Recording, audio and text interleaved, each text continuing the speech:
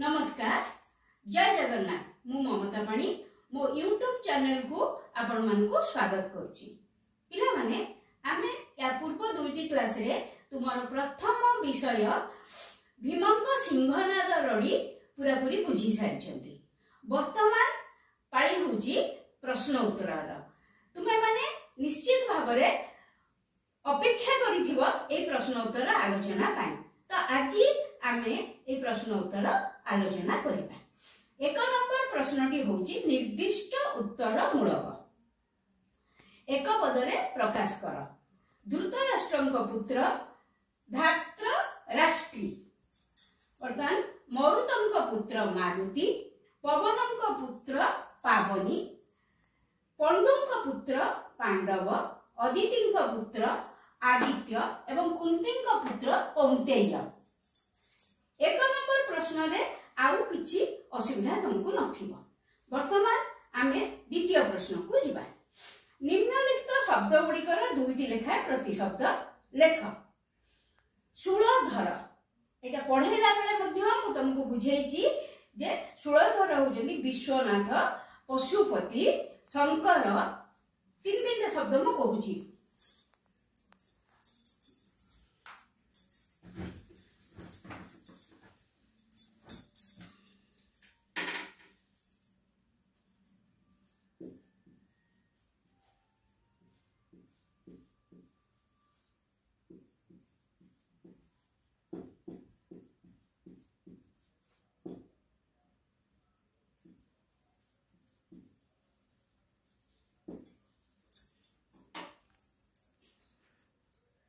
संकट संकट माने होजी विपद विपत्ति।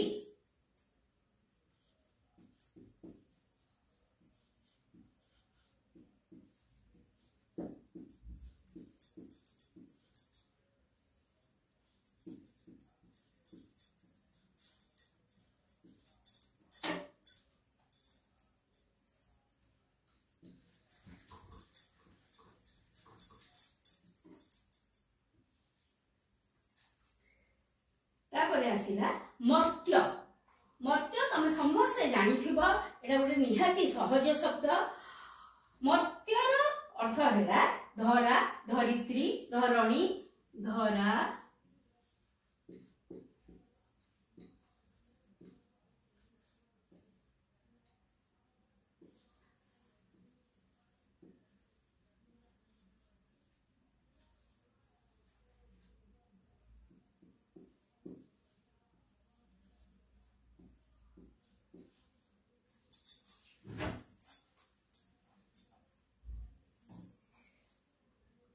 मर्त्य पर आसिला अंतरिक्ष। अंतरिक्ष शब्दर दुईटी प्रतिशब्द होची आकाश, व्योम,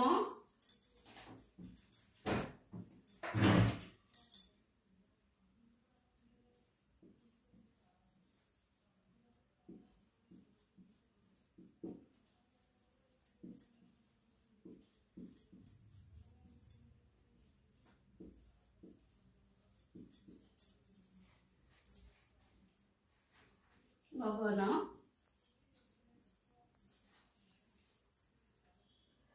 अंतरिक्ष पर शब्दटी होची नलिनी।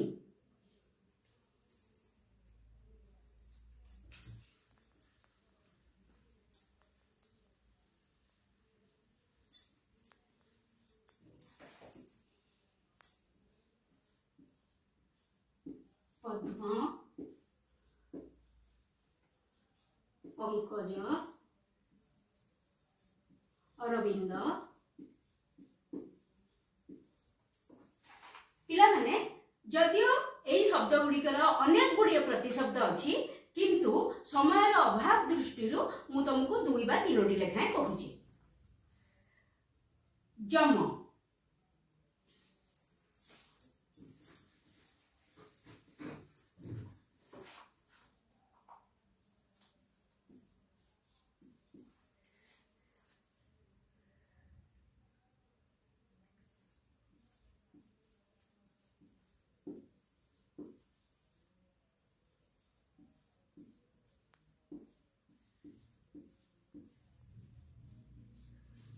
जमर प्रतिशब्द है दंडधर कालांतक। तापरे आसिला कमला।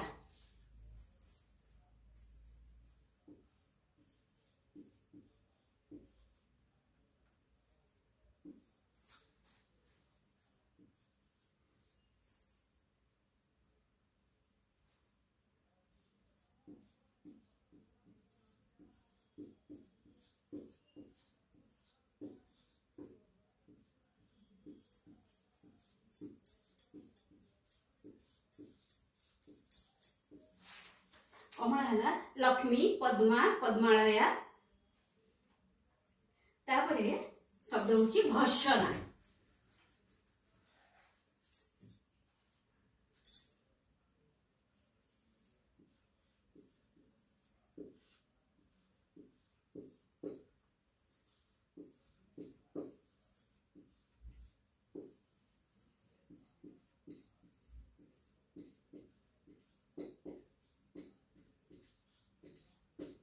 भर्सना है निंदा, अपवाद, गाली। वर्तमान द्वितीय प्रश्न उत्तर आमे पूरा पूरी सारी देबे।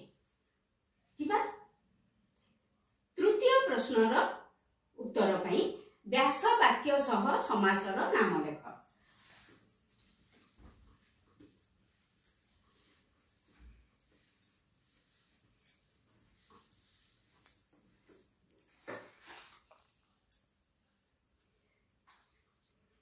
नंबर प्रश्न होची व्यास वाक्य सह समासर नाम लेख। त्रिलोचन।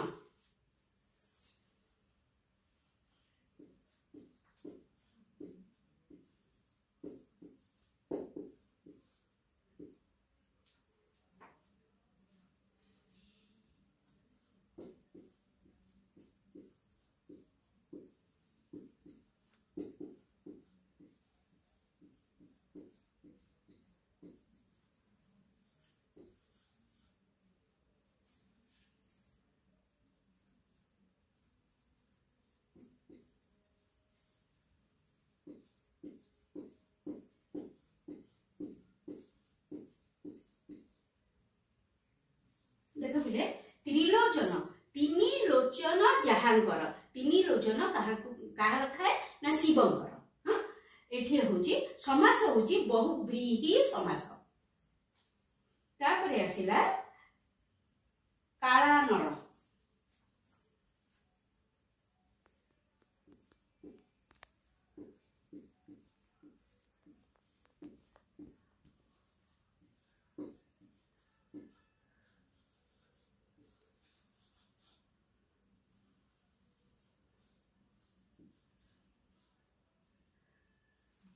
काल अटे अनल।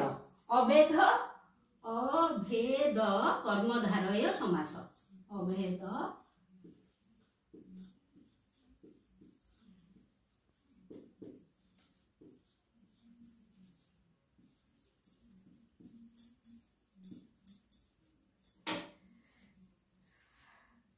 तृतीय आसिला नवद्वीप। से एका परी जिनस त्रिलोचन जेमती नवद्वीप मध्य ठीक सेमिति नवद्वीपर समाहार लिखि दउची।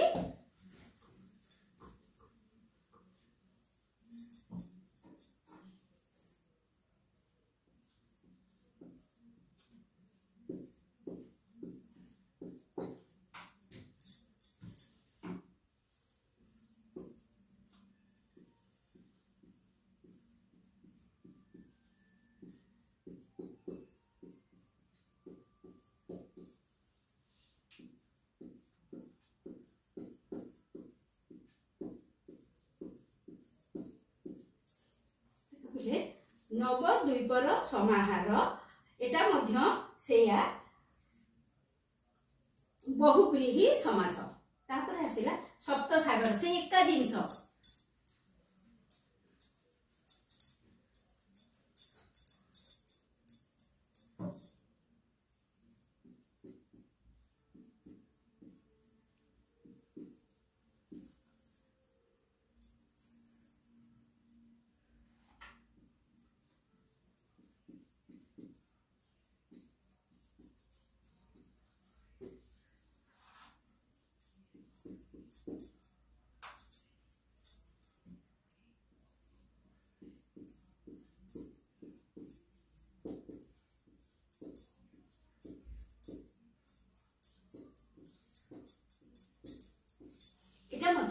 बहुव्रीहि समास तमे जानी पारुथबो एई सब एई परिका शब्द गुड़िक बहुव्रीहि समास हुए जोठी 3 5 7 9 8 रो समाहार थाए बा एकाठी थाए सेटा हुए बहुव्रीहि समास।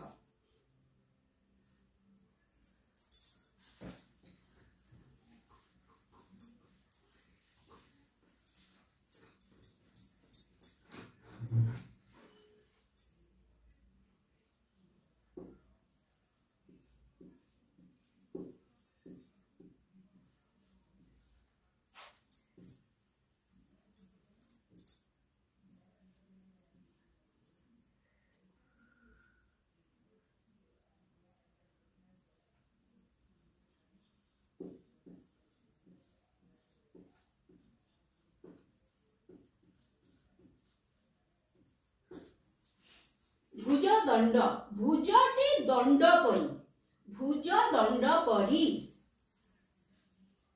उपमित कर्मधारय समास।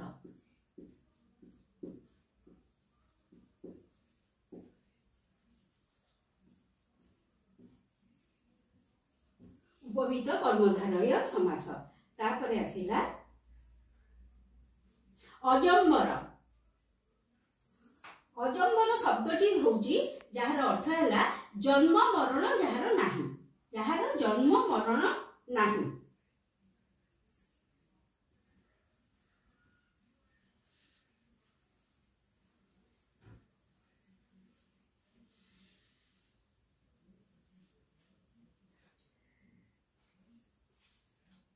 अच्छा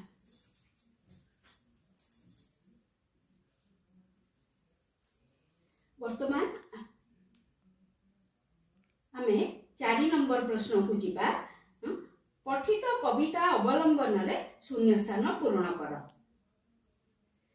ईश्वर को सिंहनाद मागंतु तमे माने समस्त जानिथिबो पवनर सुत आसन कंपिला जे देव शूलधर पार्वती बोइले भीम सेन आंभ उपकारी चिरे कुटीरू काढ़ी नेले से सिंहनाद अंतरिक्षे आसी प्रवेश होइला व्यास सरोवर तीरे बच्छ तले मारी बाहास्फोट गर्जिन बेगे उठी बोइलु जे भीमर 7 रड़ी सहिबु शून्य स्थान होची 7 रड़ी सहिबु कदली पत्र प्राय व्यास महातमी कौन हम से ना कंपई महातमी।